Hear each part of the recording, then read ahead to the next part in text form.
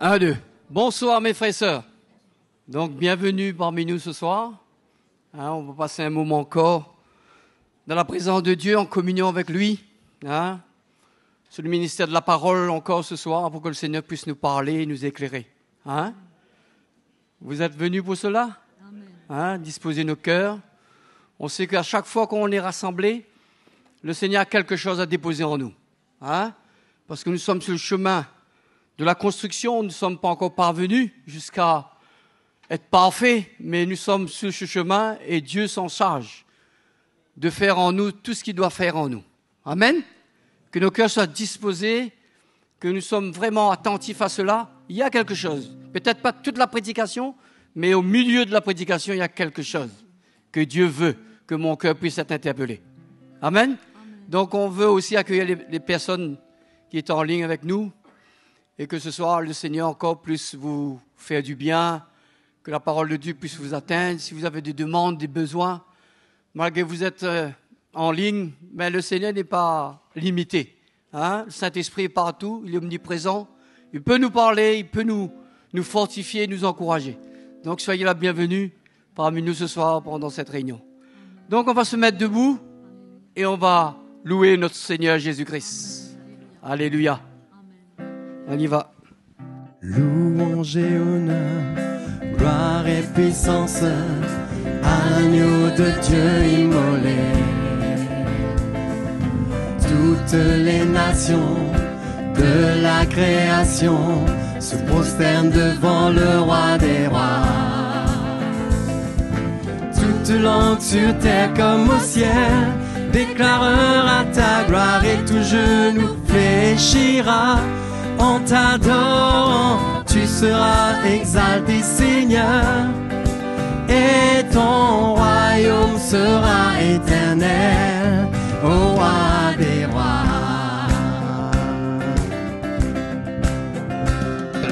Louange et honneur, gloire et puissance à l'agneau de Dieu immolé. Toutes les nations de la création se prosternent devant le roi des rois. Toute langue sur terre comme au ciel déclarera ta gloire et tout genou fléchira. En t'adorant, tu seras exalté, Seigneur, et ton royaume sera éternel, ô roi des rois. Louange et honneur, louange et honneur, gloire et puissance à l'agneau de Dieu immolé. Toutes les nations de la création se prosternent devant le roi des rois. Toute langue sur terre comme au ciel déclarera ta gloire et tout genou fléchira. En t'adorant, tu seras exalté, Seigneur, et ton royaume sera éternel, ô roi des rois. Toute langue sur terre comme au ciel déclarera ta gloire et tout genou fléchira. En t'adorant, tu seras exalté, Seigneur, et ton royaume sera éternel, ô roi des rois, ô roi des rois, ô roi des rois. Alléluia, Jésus, nous t'acclamons, Seigneur. Alléluia.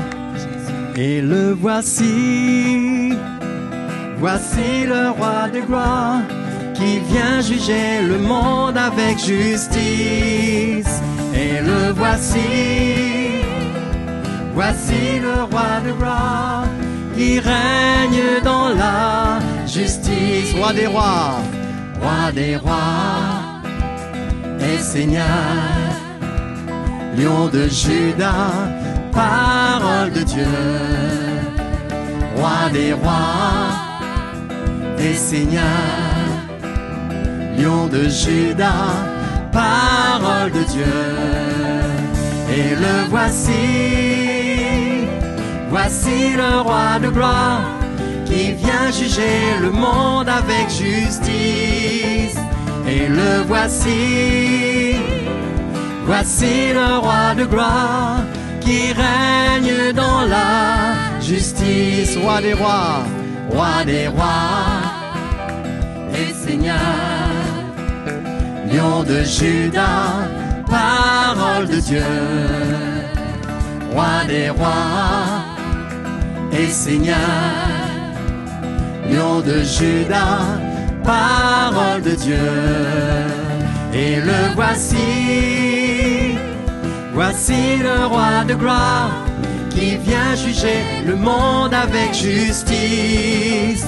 Et le voici, voici le roi de gloire, qui règne dans la justice. Et le voici, voici le roi de gloire, qui vient juger le monde avec justice. Et le voici, voici le roi de gloire, qui règne dans la justice,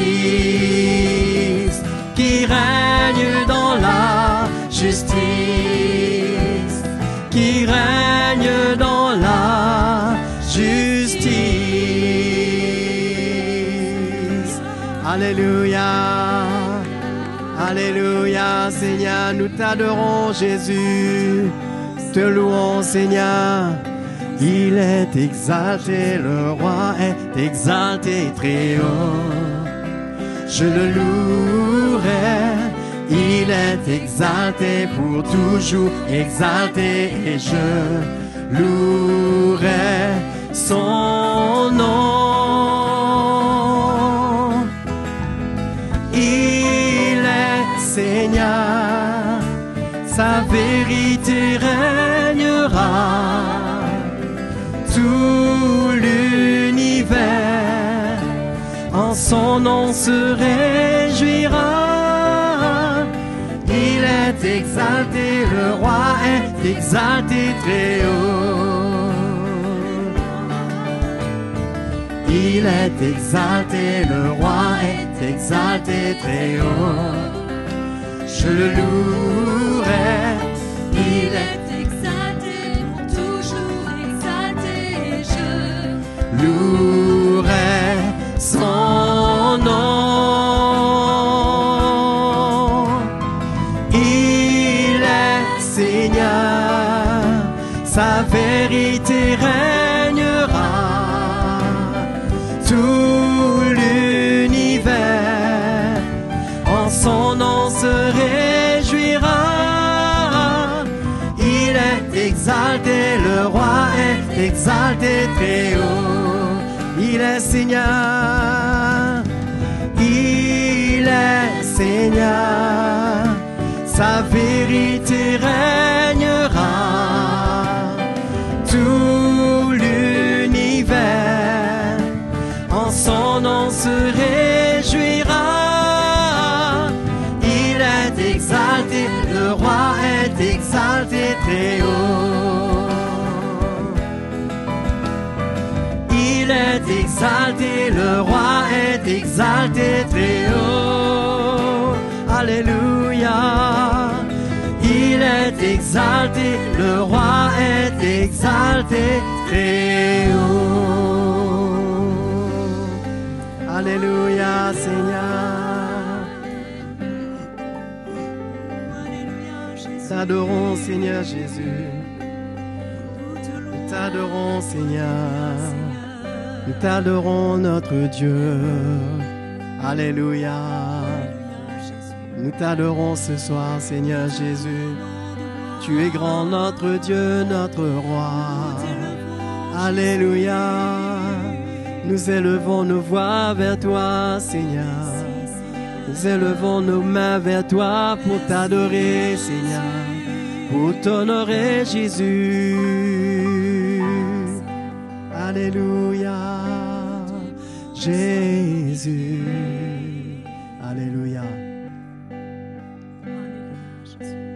Tu es grand et digne d'être loué. Tu es grand et digne d'être adoré.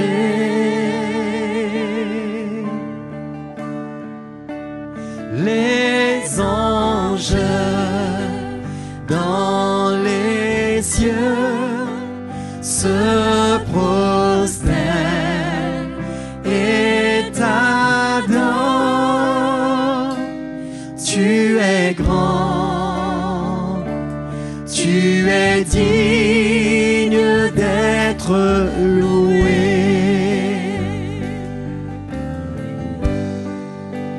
Tu es grand et digne d'être loué.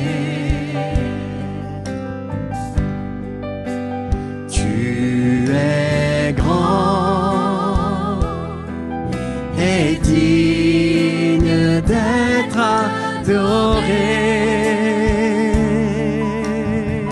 Ton peuple sur la terre se prosterne et t'adore. Tu es grand, tu es digne d'être adoré. Tu es grand, Seigneur Jésus. Tu es grand et digne d'être loué. Tu es grand et digne d'être adoré. Les anges dans les cieux, les anges dans les cieux se prosternent et t'adorent. Tu es grand, tu es digne d'être loué. Ton peuple sur la terre, ton peuple sur la terre se prosterne et t'adore. Tu es grand, tu es digne d'être adoré. Alléluia. Tu es grand, tu es digne d'être adoré.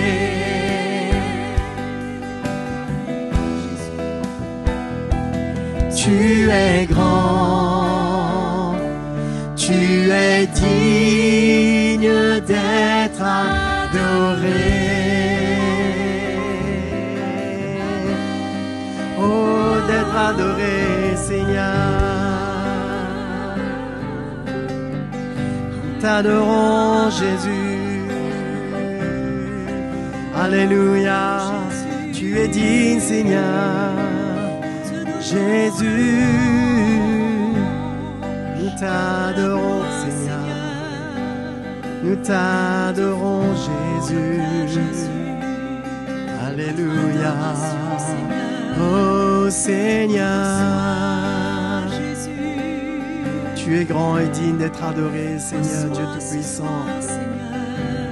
Tu es grand et digne d'être adoré, Seigneur. Alléluia. Alléluia, Seigneur. T'adorons ce soir, Seigneur Jésus. Alléluia. Toutes les générations devant lui prosterner, en entonne ensemble un cantique à l'agneau. Ceux qui nous ont précédés et ceux qui nous suivront entonneront ce cantique à l'agneau. Ton nom est le plus grand, ton nom est tout puissant, ton nom est au-dessus de tout. Puissance, autorité, royaume et dignité, ton nom est au-dessus de tout. Et les anges acclament, tu es saint, l'univers proclame, tu es saint, tu es glorifié, Dieu très saint, à jamais tu es saint. Tout ton peuple crie, tout ton peuple crie, tu es saint, toi le roi des rois, tu es saint, Dieu d'éternité, tu es saint, à jamais tu es saint. Vous qui l'a racheté, vous qui l'a racheté, vous qui l'a pardonné, venez chanter ce cantique à l'agneau. Vous qui l'a libéré, vous qui l'a libéré, vous qui portez son nom, venez chanter ce cantique à l'agneau. Ton nom est le plus grand, ton nom est tout puissant, ton nom est au-dessus de tout. Puissance, autorité, royaume et dignité, ton nom est au-dessus de tout. Et les anges acclament, tu es saint, l'univers proclame, tu es saint, tu es glorifié, Dieu très saint, à jamais tu es saint. Tout ton peuple crie, tu es saint, toi le roi des rois, tu es saint, Dieu d'éternité, tu es saint, à jamais tu es saint. Ton nom est le plus grand, Seigneur Jésus. Ton nom est le plus grand, ton nom est tout puissant, ton nom est au-dessus de tout. Puissance, autorité, royaume et dignité, ton nom est au-dessus de tout. Ton nom est le plus grand, Seigneur, ton nom est le plus grand, ton nom est tout puissant, ton nom est au-dessus de tout. Puissance, autorité, puissance, autorité, royaume et dignité, ton nom est au-dessus de tout.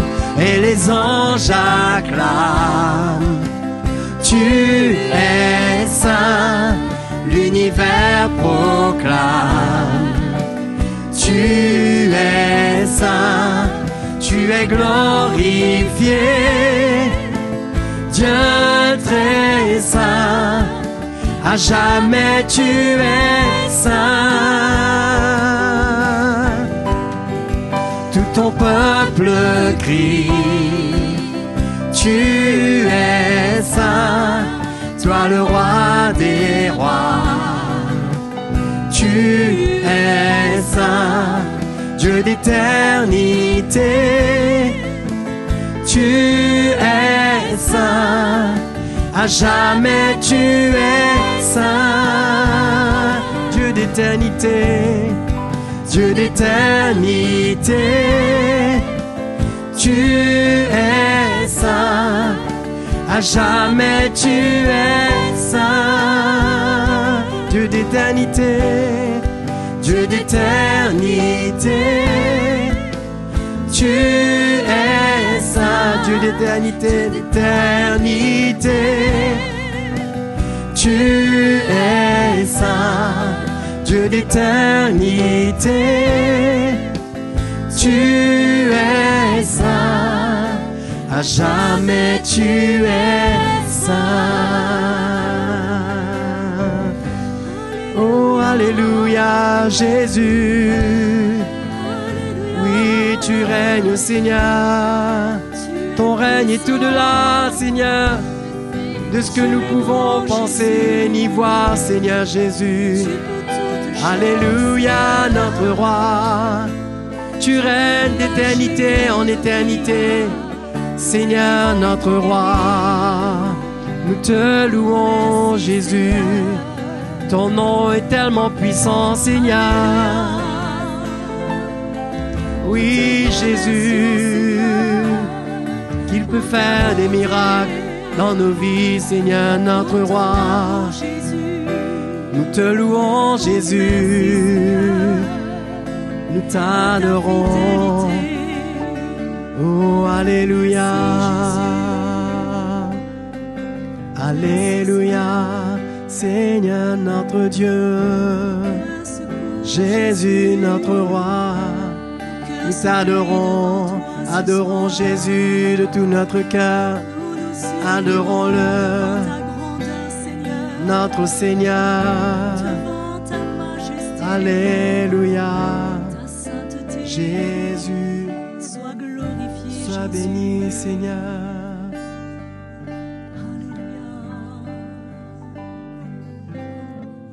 Merci, Seigneur. Merci, Seigneur, tu es merveilleux. Nous t'adorons, Seigneur. Nous t'adorons, nous te louons, nous te remercions. Tout ce que tu as accompli pour nous, ce que tu as fait de nous, ce que nous sommes devenus par ta grâce. Nous sommes devenus tes enfants.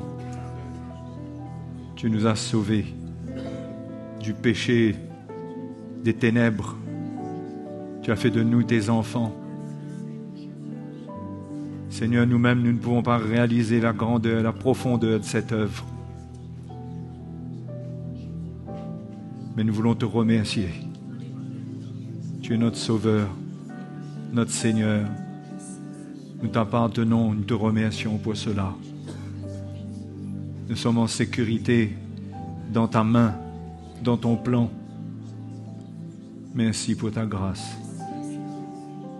Merci, Seigneur, de nous affermir ce soir par ta parole, de mettre en nous la crainte de ton nom. Sois glorifié. Merci, Père Céleste. Au nom de Jésus, merci, Seigneur. Amen. Bonsoir à vous tous, les frères et sœurs. C'est une grâce de se retrouver, d'être ensemble, bien sûr. On apprécie cela. À chaque fois que l'occasion nous est donnée, le Seigneur est bon. Il nous a donné un temps de paix dans cet endroit pour pouvoir annoncer l'Évangile, entendre l'Évangile.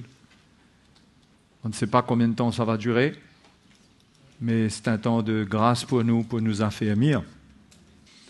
Donc ce soir, je vais vous encourager par quelques paroles de la parole de Dieu. Et vous savez que la parole de Dieu, c'est sérieux. La parole de Dieu, toute la parole de Dieu toutes les paroles de Dieu, comme pour Samuel, on ne doit laisser tomber par terre aucune parole du Seigneur. Et toutes les paroles de Dieu ont un poids extraordinaire pour nos vies, pour nous changer, pour nous convaincre, pour nous reprendre. Et nous ne devons pas changer, altérer la parole de Dieu et l'empêcher d'avoir l'impact qu'elle doit avoir dans nos vies. Notre cœur doit être ouvert à la parole du Seigneur, et même quand nous la lisons sans nous condamner, mais nous la prenons comme elle est. Ce sont des paroles sérieuses. Toute écriture est inspirée de Dieu, et cela permet, Paul dit, de nous reprendre, de nous instruire, de nous corriger, de nous instruire dans la justice. Donc, il faut vraiment donner à la parole de Dieu, comme les Thessaloniciens l'ont fait, la valeur qu'elle a, c'est-à-dire comme étant la parole de Dieu et non pas la parole des hommes. La parole de Dieu. C'est pourquoi on ne prêche pas, on n'enseigne pas dans le vide, on se tourne vers la parole de Dieu. Ok. Donc, que dit la parole du Seigneur ce soir? Qu'est-ce qu'on va lire? On va lire tout d'abord dans Galates chapitre 6. Mais on va voir un truc sérieux que Paul dit. Il parle aux chrétiens de Galates. Ce n'est pas une lettre qui est adressée au monde inconverti, c'est adressé à des chrétiens. Et il leur parle à eux, comme à nous donc, puisque le message n'a pas changé. Et il leur dit, chapitre 6, verset 7, « Ne vous y trompez pas », c'est-à-dire, ne vous laissez pas séduire. Ne vous séduisez pas vous-même. On ne se moque pas de Dieu. Ce qu'un homme aura semé, il le moissonnera aussi. Sérieux, hein? Mais il y a deux côtés. Il y a le mauvais côté et il y a le bon côté. Celui qui sème pour sa chair moissonnera de la chair la corruption, mais celui qui sème pour l'esprit moissonnera de l'esprit la vie éternelle. Ok? Donc on ne se moque pas de Dieu, on ne peut pas croire qu'en semant pour la chair, en vivant selon la chair, on va moissonner de bonnes choses. On ne moissonnera que ce qui correspond à la chair, c'est-à-dire la corruption. Si on marche selon la chair, on sème selon la chair, c'est-à-dire si notre vie est donnée pour les choses charnelles, on n'en retirera pas la vie éternelle, la vie du Seigneur. Et si quelqu'un sème pour l'Esprit, il obéit à l'Esprit, il obéit à la parole de Dieu, et il donne sa vie pour ce que l'Évangile lui montre, il ne va pas non plus à partir de là moissonner la corruption, mais il va moissonner la vie. Amen. Donc, avec le Seigneur, les choses sont bien claires. Et c'est tellement facile pour nous, sous couvert de grâce, de liberté, de changer un peu la parole du Seigneur, mais notre Dieu ne peut pas être changé. Il nous a donné un moyen de salut qui est extraordinaire par Jésus-Christ. Cela ne veut pas dire que c'est un Dieu qui change au niveau de sa justice. Sa parole reste la même. Heureusement que la parole de Christ nous garantit un salut si nous marchons avec le Seigneur Jésus. Mais la parole de Dieu est remplie d'avertissements pour nous montrer ce que Dieu fait ou ce que Dieu permet quand son peuple s'adonne au mal. Et ce sont des choses qu'il faut prendre au sérieux parce que on oublie à quel point le péché, c'est quelque chose de grave. On oublie vite. Et la preuve, c'est la manière dont on traite le péché. On peut traiter le péché avec légèreté. On peut ne pas voir à quel point c'est dangereux. même pour nous les enfants de Dieu. Et comment le péché doit être haï. Et nous devons marcher dans la crainte de Dieu, parce que ces paroles, ça nous inspire quoi? Ça nous inspire la crainte de Dieu. Non? On ne se moque pas de Dieu. C'est pourquoi on craint Dieu, parce qu'on ne peut pas se moquer de lui. On ne peut pas le tromper, on ne peut pas lui faire croire des choses, on ne peut pas faire des choses mauvaises et il va nous suivre dedans. On ne peut pas changer sa justice. Dieu est Dieu.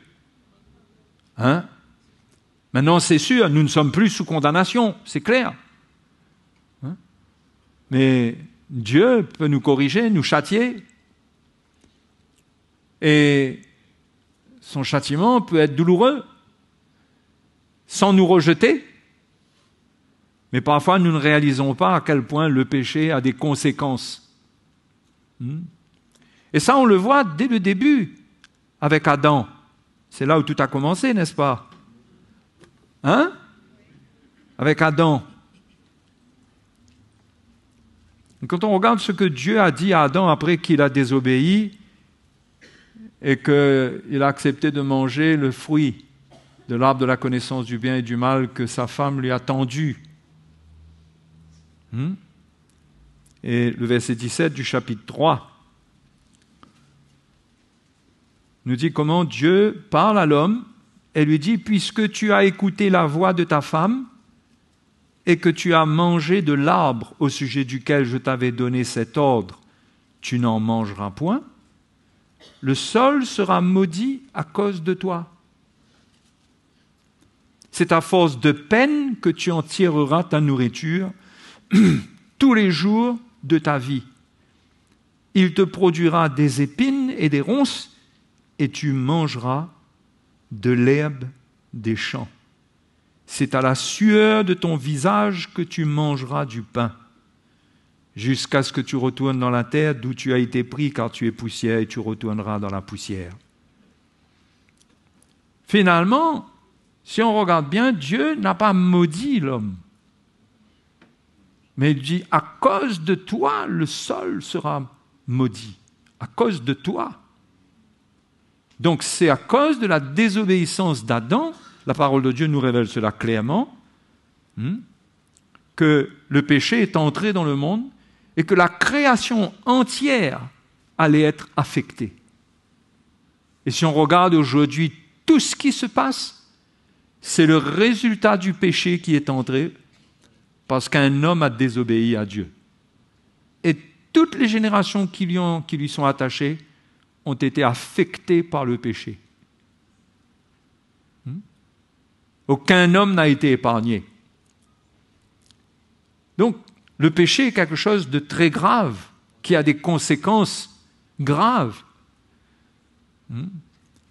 Et même si nous ne focalisons pas sur le péché comme quelque chose que nous considérons et que cela nous prive de joie, nous met dans une vigilance, dans une hyper-vigilance, ou je ne sais pas, dans un état de pression, nous sommes libres, nous sommes les enfants de Dieu, mais quelque part, nous avons un œil ouvert.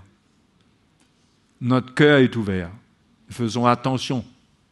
Surtout à obéir au Seigneur. Tant que nous marchons dans ses voies, nous n'avons rien à craindre. D'accord? Mais nous devons avoir la crainte de Dieu parce que ce qui est arrivé à Adam, le sol devait lui donner de la nourriture sans qu'il ait à peiner pour cela, sans qu'il ait à suer pour cela. C'est à la sueur de ton visage. Tu en tireras la nourriture tous les jours de ta vie à force de peine. Donc, Adam, quelque part, a changé sa relation avec la terre que Dieu lui a donnée, a changé. Il était censé travailler dans la paix, être dans la joie, être dans le jardin d'Éden, cultiver, garder le jardin, et il n'allait pas être dans la peine. Mais à cause de ce qu'il a fait, la peine est entrée. Concernant manger, concernant se nourrir. Et que cela allait produire des ronces, des épines. Donc, on voit là comme si que Adam était appelé à avoir être en harmonie avec la création, dans le repos.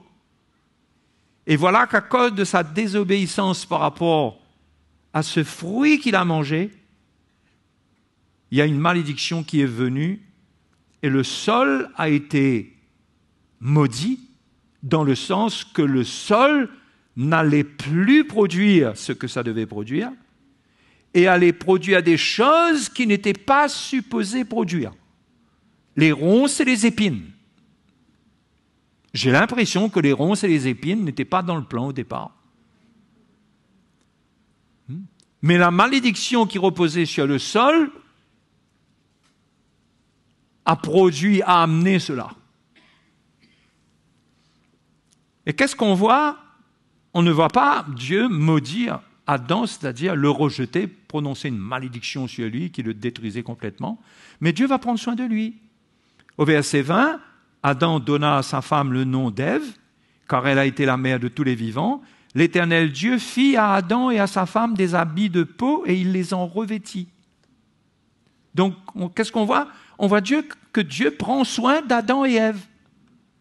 Ils ne sont pas maudits comme si que Dieu les rejette totalement, mais dans les conséquences de leur acte, de leur désobéissance, Dieu va leur donner un moyen pour échapper à la destruction totale. Mais ils n'allaient pas pouvoir éviter la mort, et ce qu'il a dit, il n'allait pas pouvoir être évité. Adam allait travailler dur pour trouver sa nourriture. Mais il y en a un qui a fait un pas en plus, c'est Caïn. Vous connaissez Caïn? Tout le monde connaît Caïn. Et lorsque Caïn a tué son frère Abel, au verset 9, Dieu va parler à Caïn et il va lui dire, où est ton frère Abel? Il répondit, je ne sais pas, suis-je le gardien de mon frère? Chapitre 4, oui. Chapitre 4. Suis-je le gardien de mon frère? Vous voyez comment? Une des choses que le péché fait, c'est que ça change l'attitude du cœur envers Dieu. Ça, c'est assez notable, ça. Oui. Et Dieu dit, qu'as-tu fait? La voix du sang de ton frère crie de la terre jusqu'à moi. Maintenant, tu seras maudit de la terre. Dieu ne lui dit pas, je te maudis. Il lui dit, tu seras maudit de la terre. C'est la terre qui va te maudire. Moi, c'est ce que je comprends. Tu seras maudit de la terre qui a ouvert sa bouche pour recevoir de ta main le sang de ton frère. La terre n'était pas faite pour recevoir le sang de quelqu'un. Pour que ça marche bien et ça porte ses fruits dans les cultures, il ne fallait pas que le sang se mêle à la terre. Et comme ça s'est passé, la réponse de la terre, en quelque sorte, c'est que maintenant, le verset 12 nous dit, quand tu cultiveras le sol, il ne te donnera plus sa richesse. C'est le sol qui ne te donnera plus sa richesse. Vous voyez comment Dieu dit que c'est le sol? C'est la terre. Il ne dit pas que c'est lui qui va empêcher, c'est lui qui va punir, c'est lui qui va faire quelque chose. Il dit à cause de cela, le sol ne te donnera plus sa richesse. Alors là, c'est différent. Avec Adam, c'était à force de peine qu'il allait tirer sa nourriture. Mais maintenant, à cause du sang versé d'Abel que Caïn a tué, la terre carrément n'allait plus lui donner ses richesses. C'est-à-dire que finalement, Caïn se retrouve sous un jugement terrible. Il n'a pas réalisé, mais voilà quelles sont les conséquences. C'est même pas qu'il va tirer du sol quelques richesses, quelques biens, à force de peiner, à force de travailler, c'est que Dieu dit, le sol ne te donnera plus sa richesse. Conséquence, tu seras errant et vagabond sur la terre. Parce qu'il faut réaliser qu'à l'époque, on se nourrissait des produits de la terre. On ne mangeait pas les animaux. C'est après Noé qu'est venu le don de la nourriture animale. D'accord ? Mais si la terre ne donnait plus ses richesses à Caïn, qu'est-ce qu'il allait faire ? Comment il allait faire ? Il allait se retrouver errant, il allait partir et chercher des solutions pour se nourrir, pour prendre soin de lui, mais il allait être vagabond. Vagabond, c'est-à-dire sans domicile fixe. Il a perdu la reconnaissance que la terre lui donnait comme quelqu'un qui a son domicile, qui peut travailler avec elle pour lui rendre les produits, pour prendre soin de lui. Il a perdu cela et tout d'un coup, il s'est retrouvé sans rien. Donc, qu'est-ce que cela allait faire ? Il allait se retrouver à errer, à être vagabond. Ce qui veut dire que c'est là que le péché allait encore augmenter parce que maintenant qu'il n'avait plus les richesses de la terre, il fallait faire un plan. Et quel plan il allait faire ? C'était un plan de violence. C'est par lui et par sa descendance que la violence est venue très fortement, puisque les descendants de Caïn sont ceux qui ont créé les instruments de fer, les outils, on peut penser, les armes et tout ça. C'est aussi au travers de sa descendance qu'ont été créés les instruments à musique. Harpe, luth, ou je ne sais pas trop quoi. Il n'y avait pas de guitare à l'époque. Mais c'est au travers d'eux, et c'était des instruments pour chanter des chants qui étaient remplis de violence. Quand on regarde les paroles qui sont données par les mecs, on voit qu'ils ont été complètement livrés au mal, et au travers d'eux, la violence allait augmenter sur la terre. Et sûrement, je suppose qu'ils ont utilisé tout ça. Qu'est-ce qu'il allait faire ? Soit il allait devenir mendiant pour manger, soit il allait devenir voleur pour se nourrir. Comprenez là, je vous mets un peu dans le contexte là. Vous allez me dire, où est-ce qu'il veut en venir ? Ça vient. Ça vient. Donc il y a des conséquences qu'il n'avait pas vues.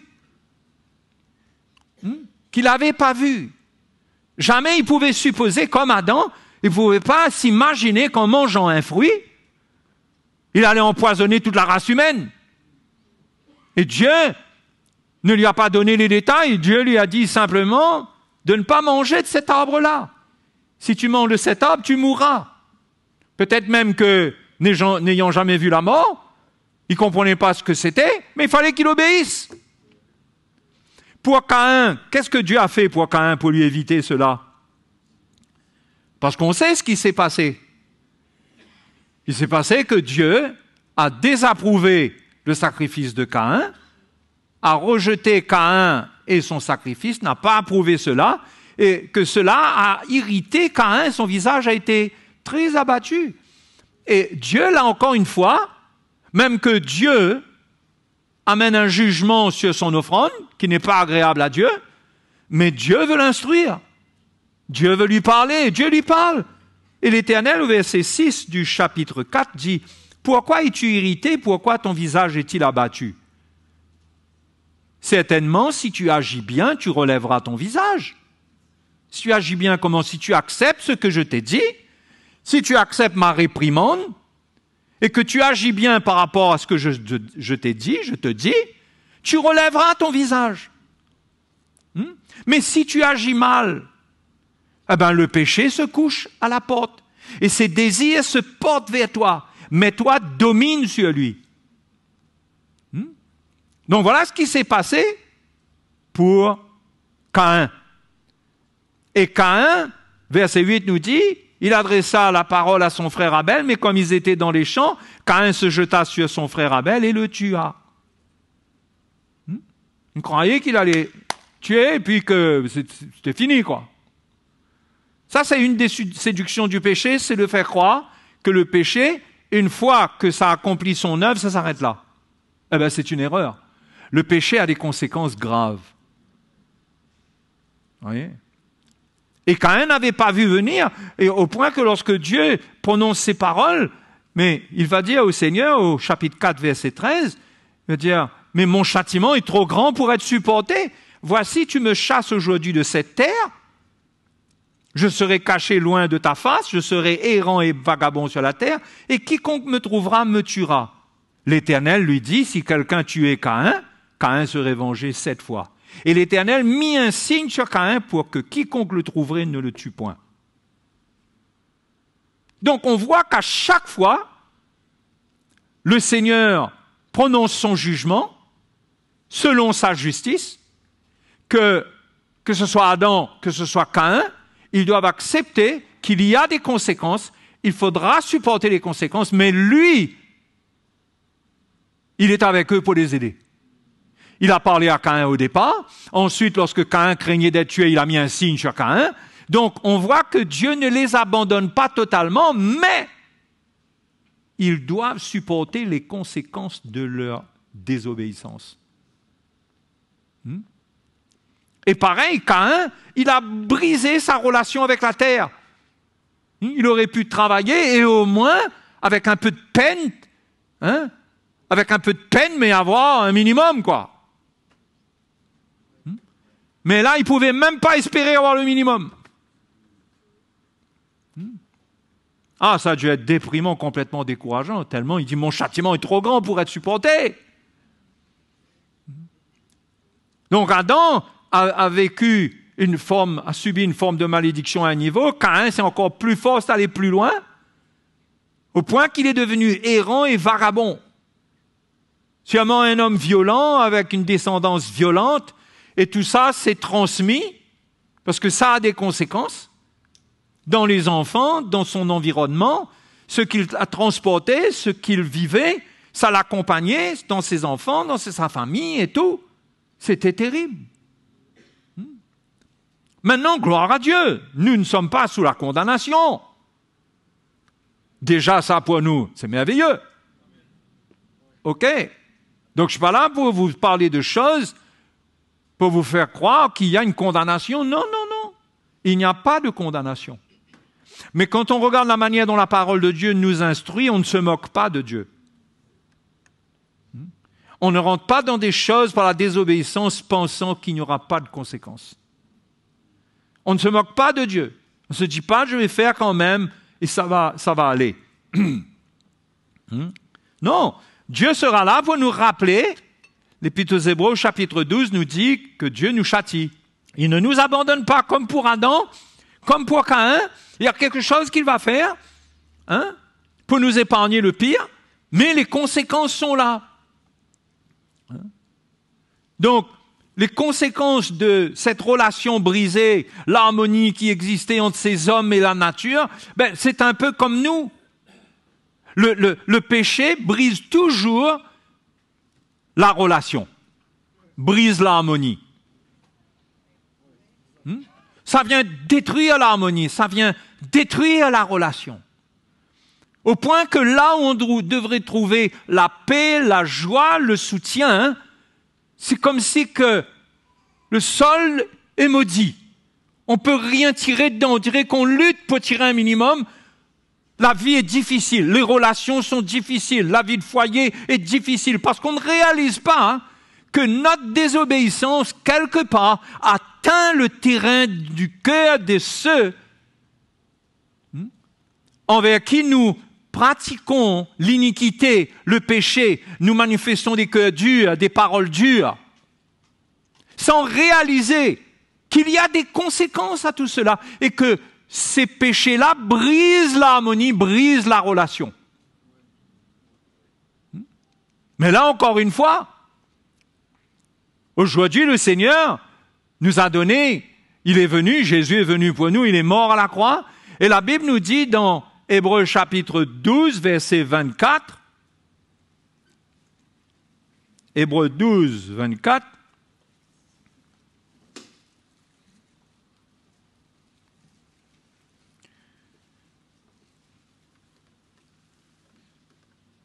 et dit, je reprends le bout de phrase au verset 22, mais vous vous êtes approchés de, le verset 24 dit, de Jésus, qui est le médiateur de la nouvelle alliance, et du sang de l'expiation qui parle mieux que celui d'Abel. Finalement, le sang de Jésus est venu annuler la malédiction qui est attachée au sang d'Abel qui a été versé. Et le sang de Jésus parle mieux. Ça ne parle pas de vengeance, mais le sang de Jésus agit sur la base de la repentance. D'accord ? C'est là notre victoire à nous. C'est la repentance qui détruit l'emprise que le péché veut avoir dans les circonstances de notre vie. C'est la repentance et le pardon. Parce que le sang de Christ est puissant en étant attaché à ces éléments de repentance et de pardon. Et ça brise le travail que le péché veut opérer, qui veut détruire l'harmonie qui doit exister entre nous, dans notre foyer, dans notre vie de tout le temps, dans nos relations. Là où le péché veut détruire, quand nous nous repentons, quand nous pardonnons, le sang de Christ parle mieux que celui d'Abel. Le sang de Christ nous lave de nos péchés, enlève les conséquences, à condition que de toutes parts, d'un côté et de l'autre, nous acceptons le bénéfice du sang, ce que ça transporte, en nous repentant et en pardonnant. Vous comprenez ce que je veux dire ? La liaison de toutes choses pour ramener l'harmonie, pour garder l'unité de l'esprit, c'est que dans ce qui arrive, il y a la repentance et il y a le pardon. S'il y a la repentance, il n'y a pas de pardon, il y aura des troubles. S'il y a un pardon, soi-disant, parce qu'on peut pardonner sans qu'il y ait une repentance, le travail n'est pas complet. Mais quand il y a repentance et pardon, la puissance du sang de Christ enlève toute conséquence. Amen. C'est pourquoi nous devons faire attention d'être durs, d'être lents à pardonner, d'être lents à se repentir, parce que nous laisserions le champ libre au péché, en nous, au travers de nous, de faire son œuvre invisible, son œuvre secrète, insidieuse, son œuvre sournoise, qui produit des raisonnements, des réflexions, des attitudes, qui détruit l'harmonie, la paix, qui amène les soupçons. Si le sang de Christ ne nous lave pas sur la base de la repentance et du pardon, ces effets, le péché fait écho et continue à produire ses fruits. Ses fruits, ses œuvres, ses doutes, ses réserves. Au lieu de travailler à l'unité, on a des réserves. Quand le sang de Christ nous lave, nous oublions, comme Dieu oublie, nous tournons la page. Nous ne restons pas avec ce qui s'est passé. Amen. Donc, l'histoire de Caïn et Abel, ça nous rappelle ces choses. C'est que le péché détruit la relation que nous avons avec tout ce qui est appelé à être une bénédiction pour nous. Un foyer, c'est appelé à être une grande bénédiction. Mais nous pourrions nous retrouver en train d'agir de telle manière qu'il n'y a pas de bénédiction que nous retirons dedans. Pourtant, la parole de Dieu nous dit beaucoup de choses merveilleuses. Merveilleuses concernant nos enfants qui seront comme les cyprès ou je ne sais pas trop quoi, les cèdres du Liban ou je ne sais pas trop quoi, comme les oliviers. Enfin, il y a toutes sortes d'images. Notre femme, qui peut être décrite comme une biche ou je ne sais pas trop quoi. Tout est décrit dans la parole de Dieu, mais à condition que nous ne permettions pas au péché de dominer sur nous et qu'on le met à la porte par la repentance et par le pardon. C'est ce que le Seigneur a dit à Caïn, le péché, ses désirs se portent vers toi, mais toi, domine sur lui.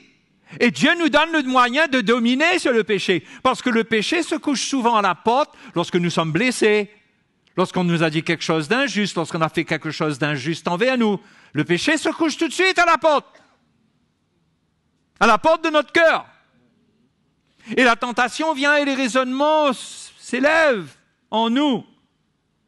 Et on commence à raisonner. C'est là que la parole de Dieu, nous devons nous souvenir, nous devons être remplis de la parole de Dieu pour combattre le péché et dominer sur le péché avec la parole de Dieu. Et pardonner et nous repentir là où il faut et pardonner pour que le péché ne domine pas sur nous. Pourquoi? Parce que Romains chapitre 6 verset 14 nous dit que le péché ne dominera pas sur vous, n'aura point de pouvoir sur vous, puisque vous êtes non sous la loi mais sous la grâce. Il y a la solution pour le péché, c'est pas comme du temps d'Adam et Ève. Il y a la solution. Une vraie repentance, pardonner de tout son cœur, afin de garder l'harmonie, la paix, le lien de la paix, l'unité de l'esprit. Et le problème, c'est l'orgueil de l'homme qui veut justifier. Adam a voulu justifier. Vous savez, Adam, il a voulu se justifier devant Dieu. Dieu lui dit, mais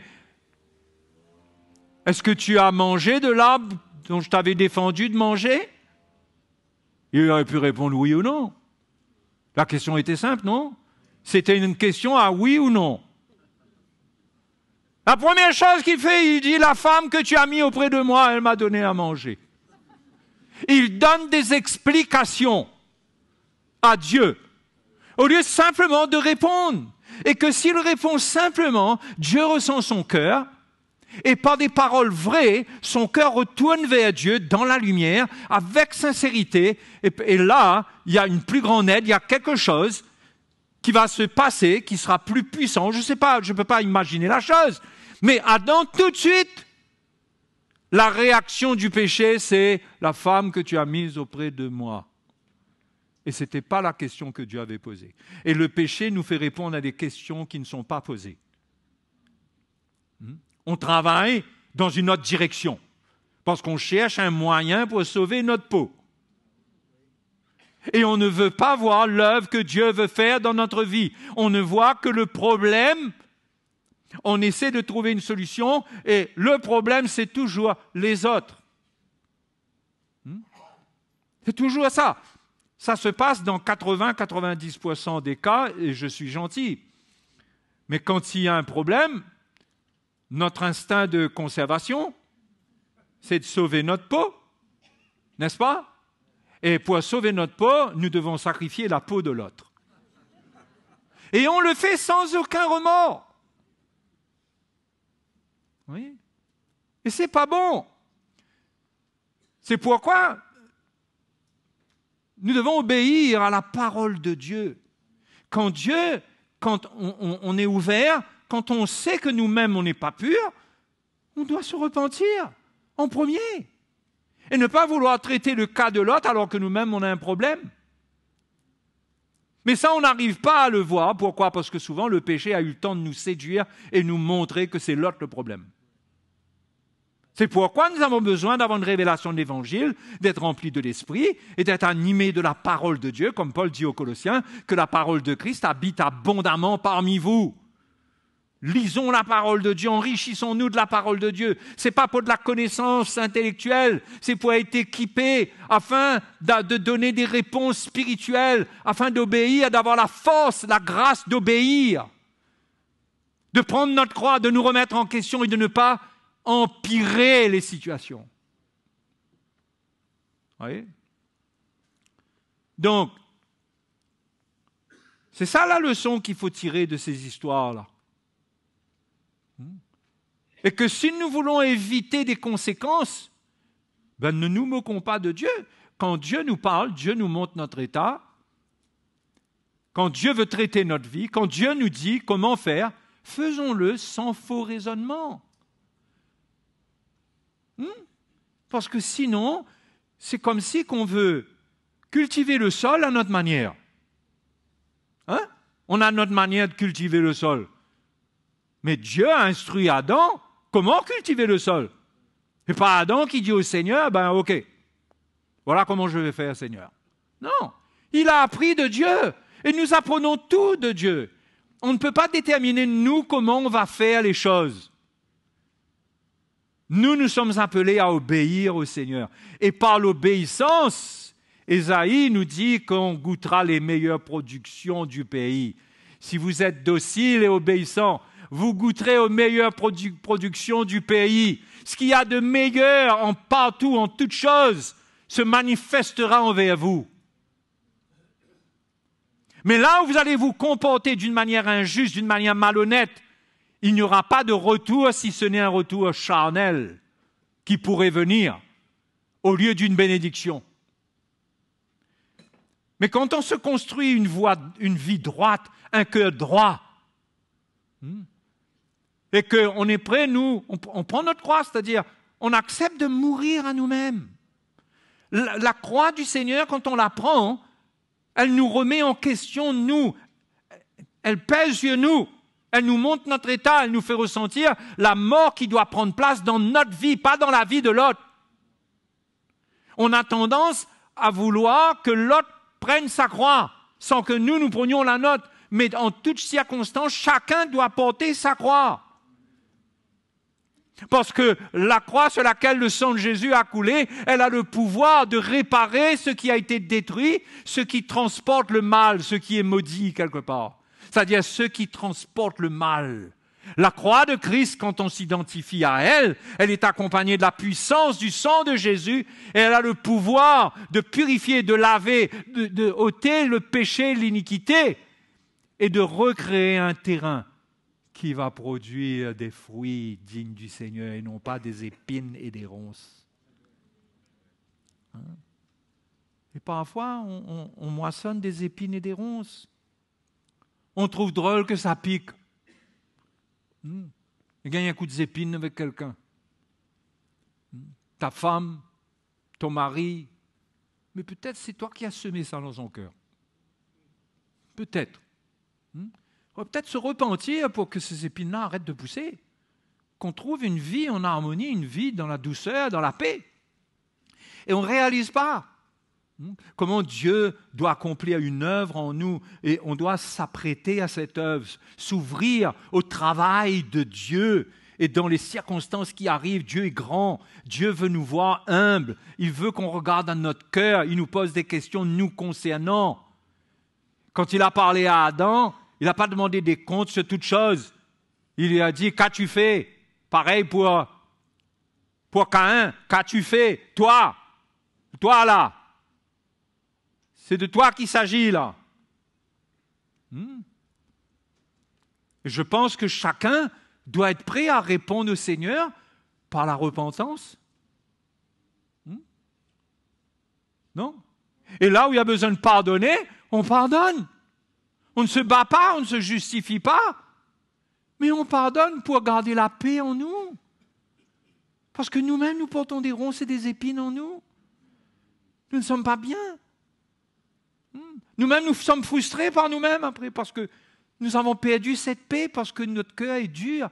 Et c'est sur le sol dur, c'est dans le désert que poussent les ronces et les épines. Mais sur une terre fertile pousse la bonne culture. Hein? Qui nourrit, qui bénit les autres. C'est pourquoi le livre des Proverbes dit, prends garde, hein? Veille sur ton cœur, plus que toute autre chose, car de lui viennent les sources de la vie. Garde ton cœur, plus que toute autre chose. C'est pourquoi sois prêt à perdre. C'est pourquoi Jésus enseigne à bénir ceux qui nous maudissent, à prier pour ceux qui nous maltraitent.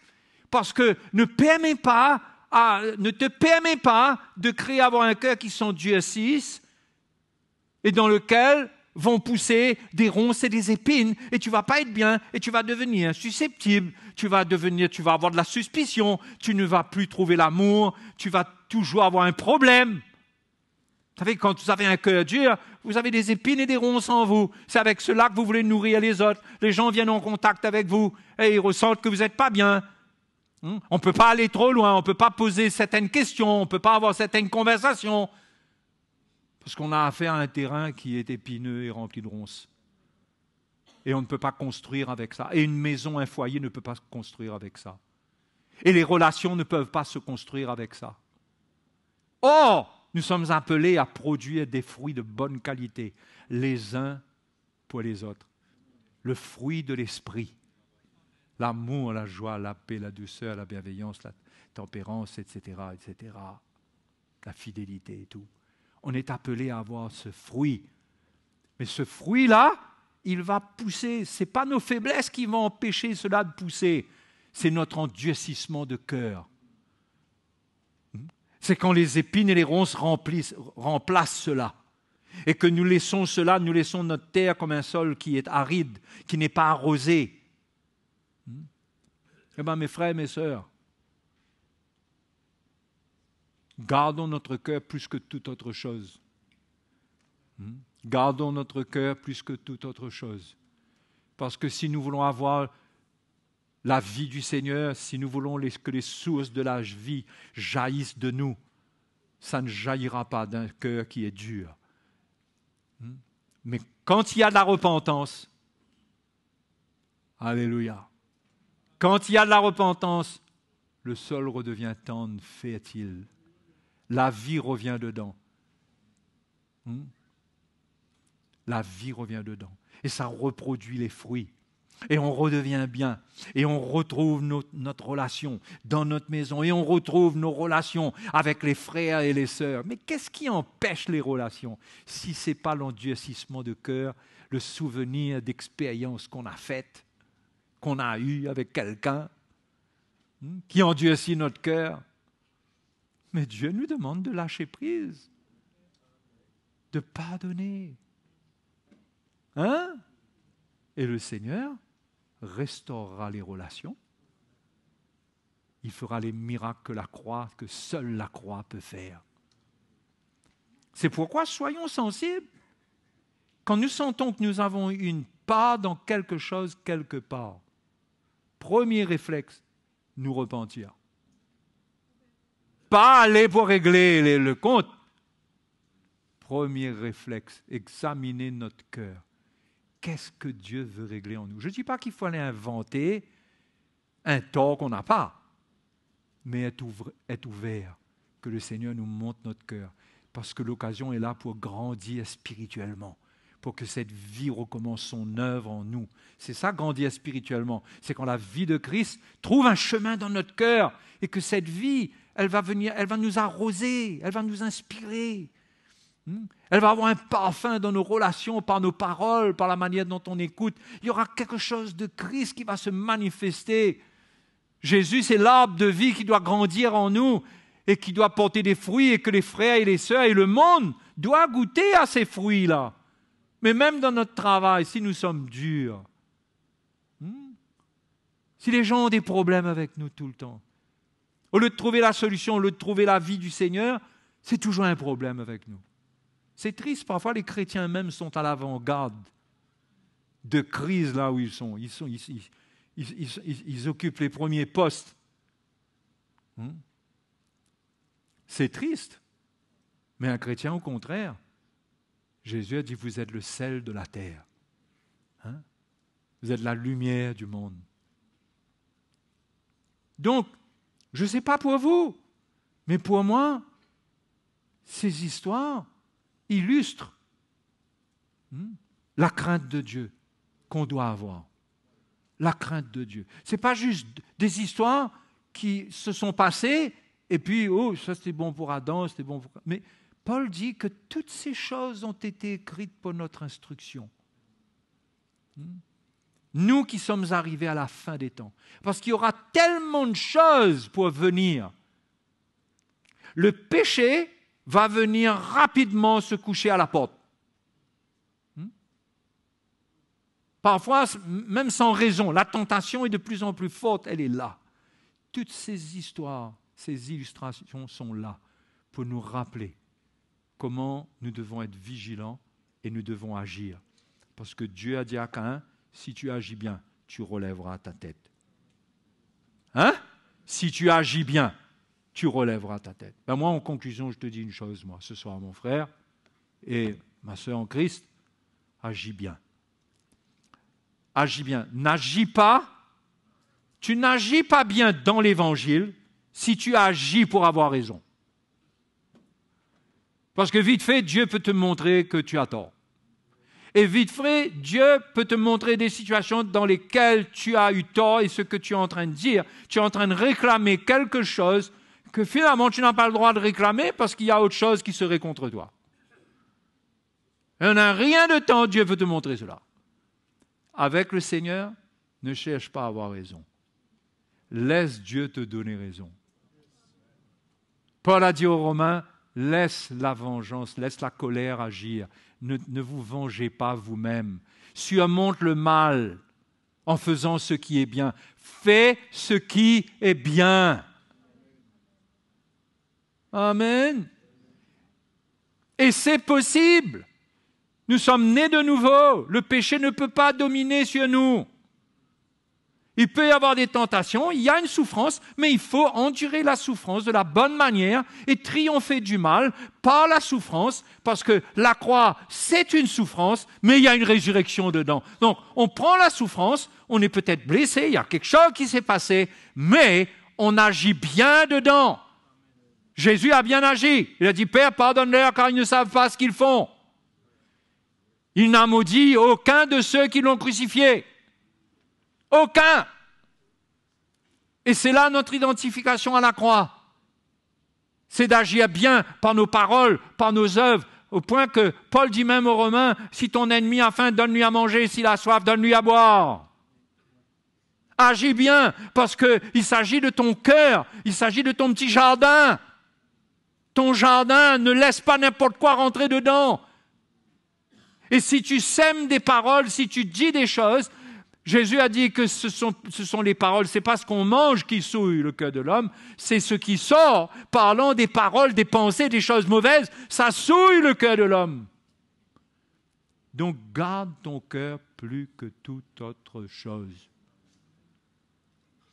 Qu'on s'encourage là-dedans. Ça doit être un encouragement qui doit être au milieu de nous dans toutes les circonstances, avant même de parler de régler quoi que ce soit. Parce qu'on ne règle rien avec des cœurs qui sont mauvais, qui réclament justice dans la frustration. On ne règle rien. Rien. Il n'y a rien dans l'Évangile, dans la puissance de l'Évangile, pour régler des situations avec des cœurs qui sont mauvais, qui ne se pardonnent pas, qui ne se repentent pas. L'Évangile n'a aucune puissance pour ceux qui sont comme ça. Donc on commence là. On n'est pas là pour accuser, pour pointer le doigt. On n'est pas là pour détruire personne. On ne veut pas absolument avoir raison. Mais on veut, nous, être dans la paix. Mais le prix de la paix, c'est la croix que tu dois prendre.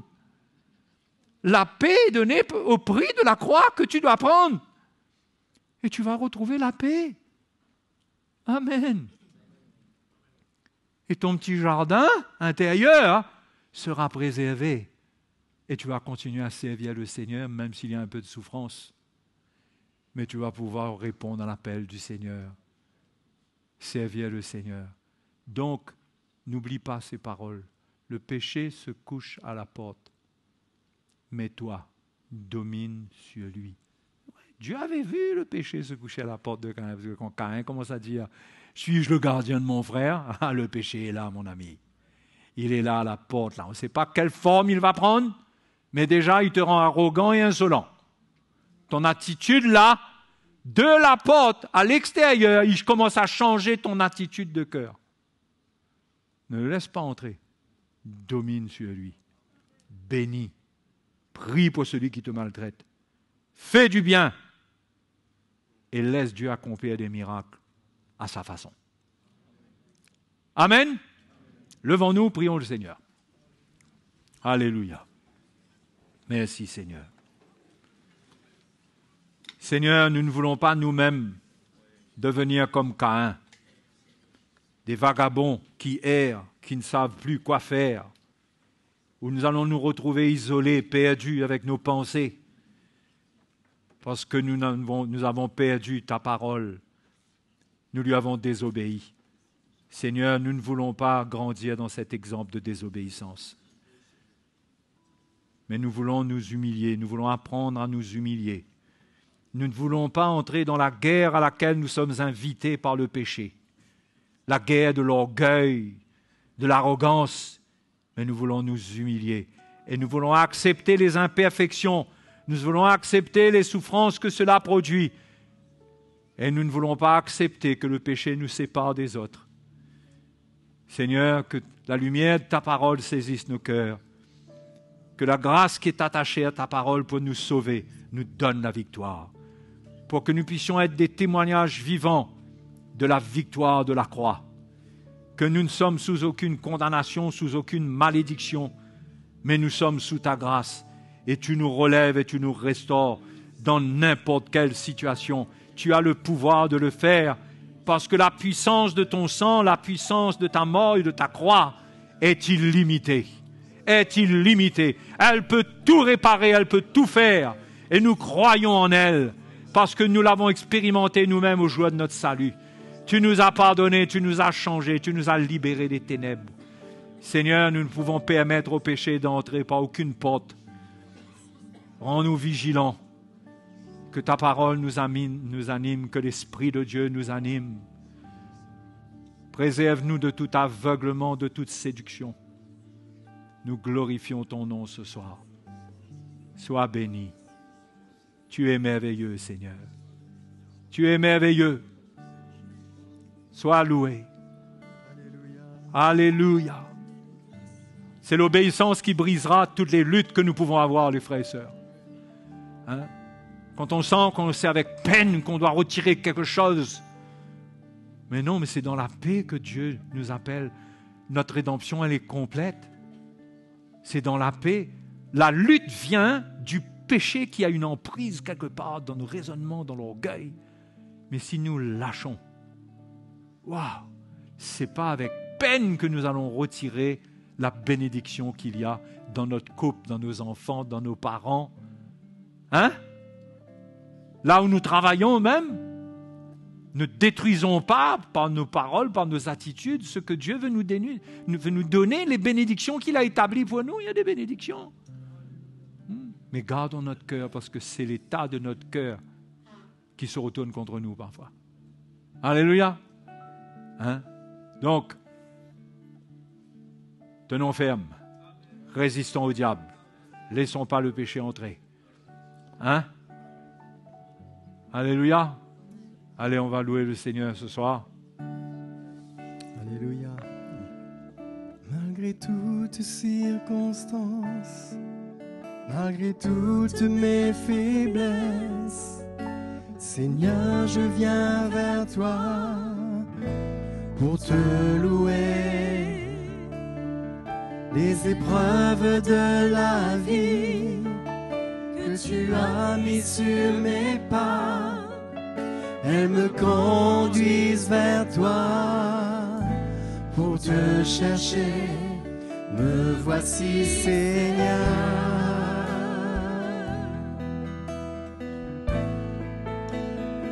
Me voici, Seigneur.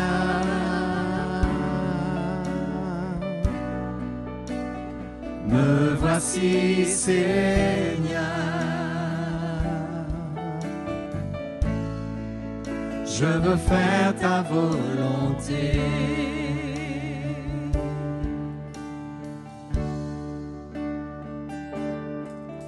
Malgré toutes circonstances, malgré toutes mes faiblesses, Seigneur, je viens vers toi pour te louer. Les épreuves de la vie que tu as mis sur mes pas, elles me conduisent vers toi. Pour te chercher, me voici, Seigneur. Me voici, Seigneur. Oh, me Voici, Seigneur. Me voici, Seigneur. Me voici, Seigneur. Je veux faire ta volonté. Me voici, Seigneur. Me voici, Seigneur. Me voici, Seigneur.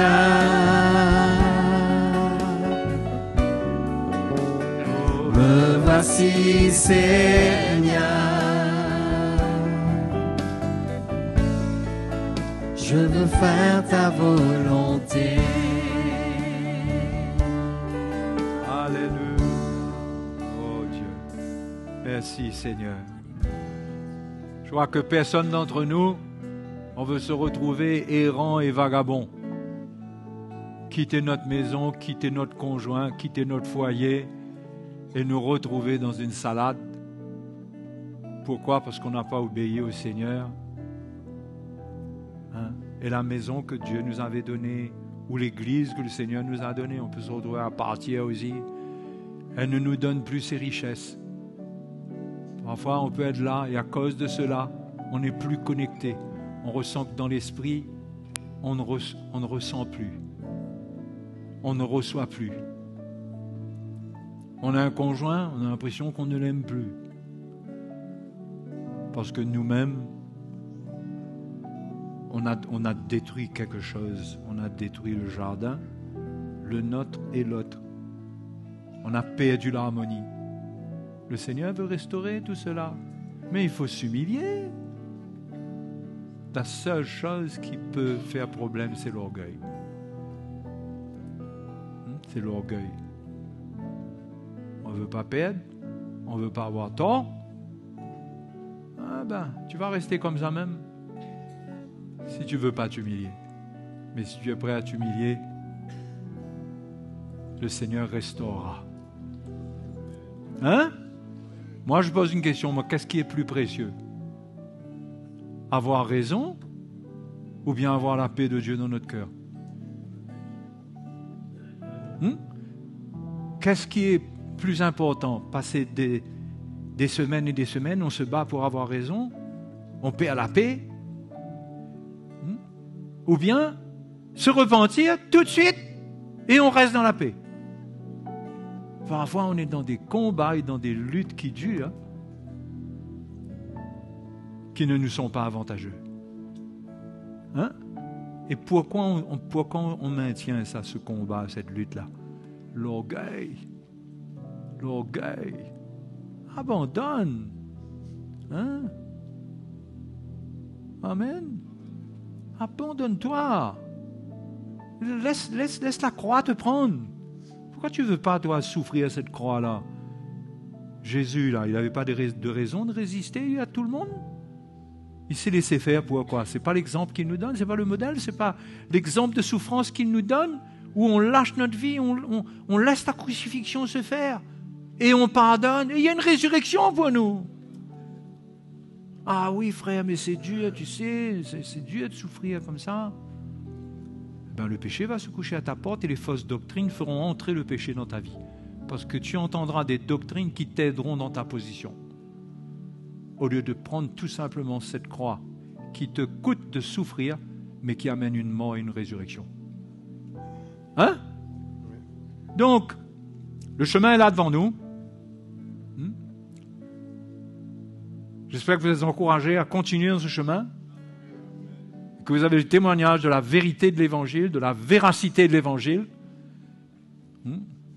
Prenez ce chemin et vous serez bien. Vous goûterez aux meilleures productions du pays.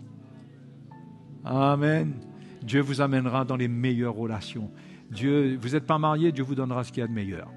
Vous êtes marié, Dieu vous donnera le jardin qu'il vous a donné dans l'autre. Il vous donnera les fruits qui se trouvent dans l'autre. Mais ne détruisez pas tout bêtement. Pour avoir raison, là, on brûle tout.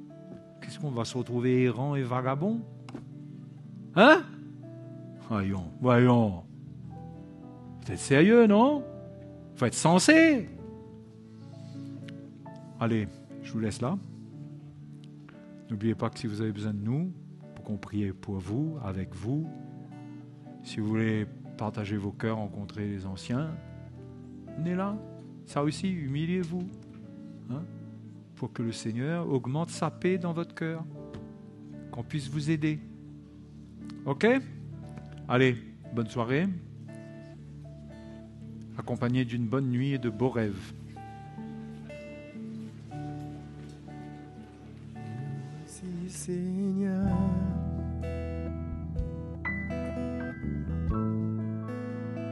Me voici Seigneur.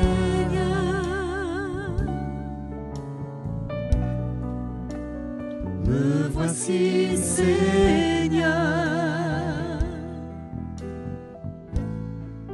Je veux faire ta volonté.